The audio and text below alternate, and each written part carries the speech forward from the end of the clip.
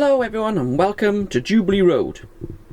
Well, we're actually starting in the normal place for a change today.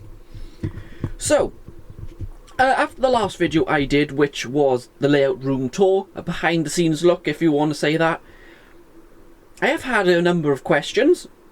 One of them was actually how I'm operating the layout. I did briefly show you this area during that video. Someone in the comment section asked about it, so I thought, rather than explain it in the comment section, which was a bit not the easiest thing to do, I'd do a full video on it. So here is that video. Now, as you know, here at Jubilee Road I can run both analog trains and digital trains. And our two demonstration locos for today will be the Class 24, this is the digital one we're going to be using today, and the Bachmann C1 Atlantic. Now this is the analog train we're going to be using today. Now, if I go down to my... This is obviously, as you know, the controller I'm using. This is the digital controller here. And then I've got this smaller Bachmann controller, which, you know, very simple to use, whatever, runs the analog trains. At the moment, all that's plugged in to the layout is the digital. Now, obviously, I can plug, if I do that now, let me just move this around a bit so I can get it plugged in. Now, I'll take this wire, you all know them, and just simply slot it in. Now that might take a few times to get in exactly right, so you just have to fiddle around with it, but normally it's very good connection there. Now, both lines are now live. Now, these locos will run now. See, obviously they're on two separate tracks, as you know. If we go around this way, we'll leave those two locos there for a minute. If we run down to this end of the layout. Right, now we have points just here which actually connect the two main loops together here. See, a crossover. Now if you are running digital on this track and DC on that track, while the points are closed, there is absolutely no problem. You can run it fine. But if you forget and change the point, then that could become a little bit of a problem. I have done it myself, and it hasn't destroyed my digital controller. But I know from speaking to other people, if you change those points, some controllers will burn out. I mean, the digital controller will burn out, and then you have to get a new controller. So guys, if you are going to run your layout like this, be really, really careful. If you want to change the points here, I would recommend just pulling that socket out from whichever controller you want. That will save you a hefty bill, because I think, you know, the Gauge Master digital controllers are over 200 quid, I think, for the more advanced ones. So if I go back over to the connection point then here, so if you want to change the points down the other end of the layout, you take one of these out first. Doesn't matter which one, as whichever loco you want to cross over. And then when you cross the loco over, you just swap them around accordingly. It's really simple. And some of you might wonder what these are. These are actually the power switches for the shed area. They're actually turned off at the moment, so nothing will move along with the main loops. Makes sense, doesn't it? So it is pretty straightforward. Obviously you can't have a digital and an analog train running on the same loop. Guys, don't bother trying. It's just not, it won't work.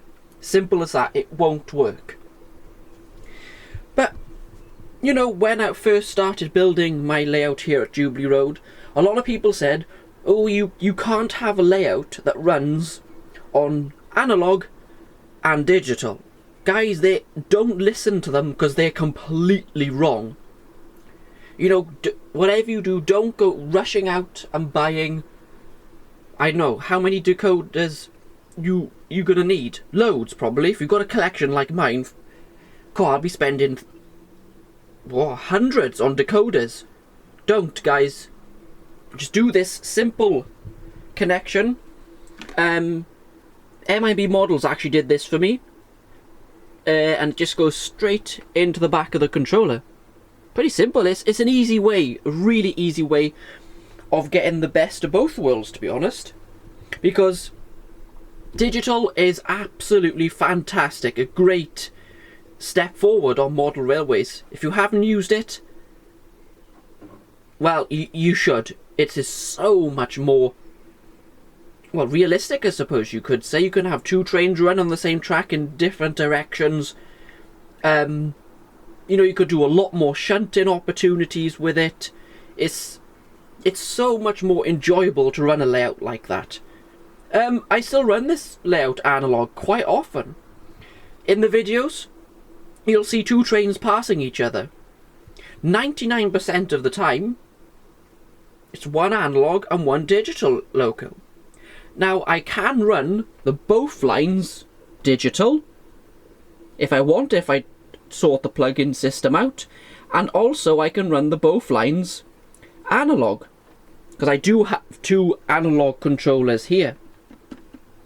So what I need to do to run the both lines digital, this connection here, I can make it into a double-ended one, so I can fit it in both sockets, and then as long as the you know, the loco's on different numbers, I can run the whole layout digital.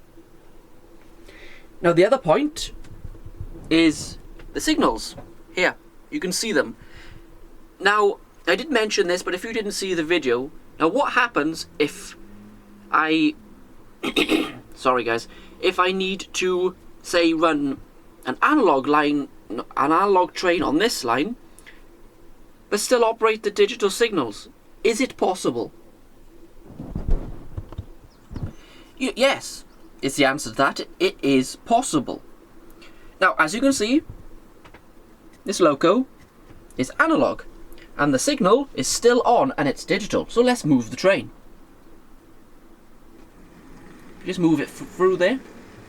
See, and the signal is still running fine. The signal is digital, but the line is analog. Simple way to do it. Don't wire the signals into your track if you want to do it this way. These signals are wired directly into the back of the base station here. So no matter what I'm running on the line, I can run whatever.